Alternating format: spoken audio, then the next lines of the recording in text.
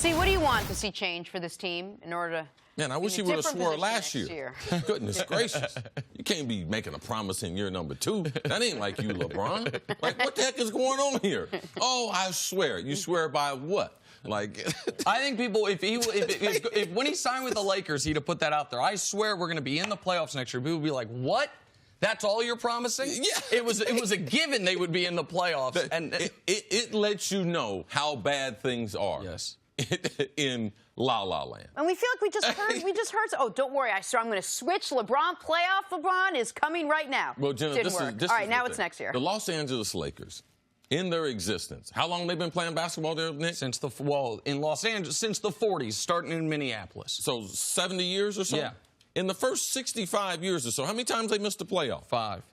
In the first 65 years, they missed the playoff 5 times. How many years in a row they been out of the playoffs, This Nick? will be 6. And they just brought the king, supposed to be the greatest basketball player ever. Now, if they would have brought Jordan there, we would be talking about very, very different. But, I mean, it's go time. I mean, the fans, this is not what they're used to. And it's not, I'm sorry to interrupt you, but from the fans' perspective, we talked about it when he signed, that LeBron's curb to getting acceptance from those fans was going to be bigger in L.A. than any other city because of the Kobe stuff and because of the history. This now made that curb half a mountain. Like, LeBron went so far backwards in the views and in the opinion of so many Laker fans. You know when you could see it? When he passed Jordan on the scoring list. And there was a golf clap. And the game was stopped momentarily. And then it's like, let's just keep it moving. Because if people were already skeptical of LeBron and the Lakers, this season certainly did not help. Everything that's happened this season, the injury, the missing the playoffs, people blaming LeBron for the trade rumors, and Laker fans, I've learned, are oddly very protective of Luke Walton. Like, they blame him a lot for Luke Walton potentially being fired this offseason. Well, it just hadn't been a great year. Since he signed with the Lakers, the things that they wanted to do, the personnel changes, it was the lost year. And it's also the year that we saw the kryptonite hit Superman, and that's the reason why they're not in the playoffs. They could come back with the same team. I know people have been like, oh, the same exact roster.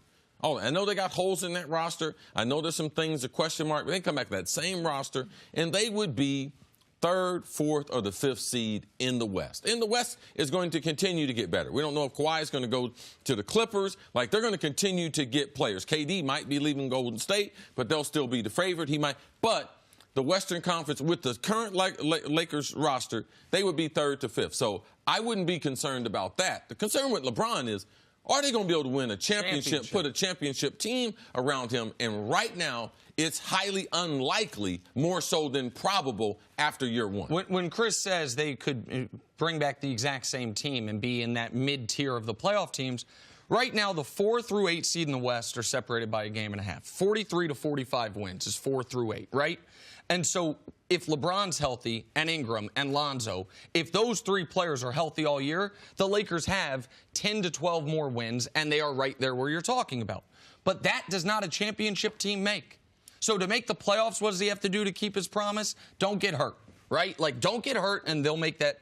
But the standard cannot be. We can't move the goalposts in the other direction where it's, hey, it's a successful year if LeBron and the Lakers just make it to the playoffs. Maybe they can upset someone in the first round. That is not where I am at. I think most people are at. It could have been at this season, but it certainly wouldn't be that way for year 2. But yes.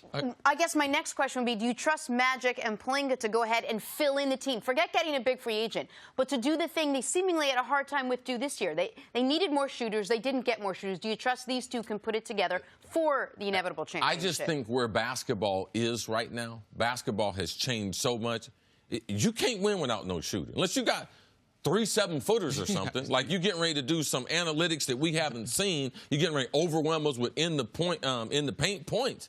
No, man, you need shooters to be able to play this game, and right now they would have to change their philosophy. I listened to Magic's interviews as far as the offseason, the summer, wild, what he thought about, what he thought his basketball philosophy. Man, you can't win with that unless you had the Warriors. If you had the Warriors and you told them to not shoot threes, that's the only way. You have to have overwhelming personnel, but will they develop some type of depth? What type of shooters will they put around? And with them screwing up this year, did they mess up the AD trade? Are the Pelicans so upset right now that they will trade him to a worse deal than trading him to the Lakers? That is on the board because I don't believe the Pelicans want to do business with the Lakers. So, to me, I'm concerned about LeBron's ability to be able to win because Lakers fans next year, you know what's going to happen? They're going to make the playoffs. If they don't make the NBA Finals, it's going to be a bad year. Especially... We're going to be halfway through his contract now. This thing's happening quick. Especially if Kevin Durant leaves and you don't have... Like, Kevin Durant leaving ostensibly is great for the Lakers.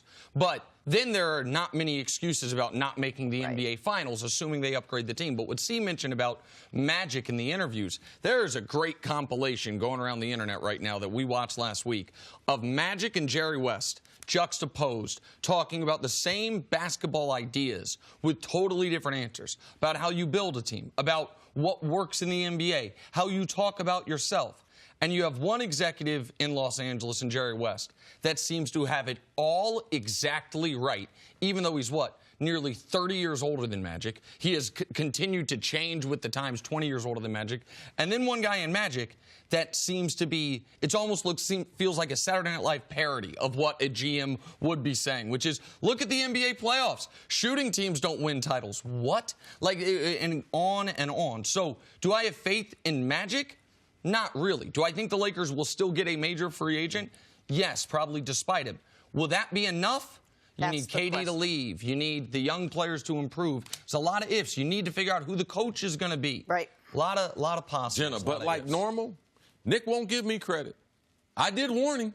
Won't give you credit for what? I did warn you. About what? About the Lakers and who was picking the personnel. Oh, Don't get your expectations up too high. Right, but I didn't. No, but did I warn you? You warned me. Oh, there we go. That's it. Stop that. Zip this.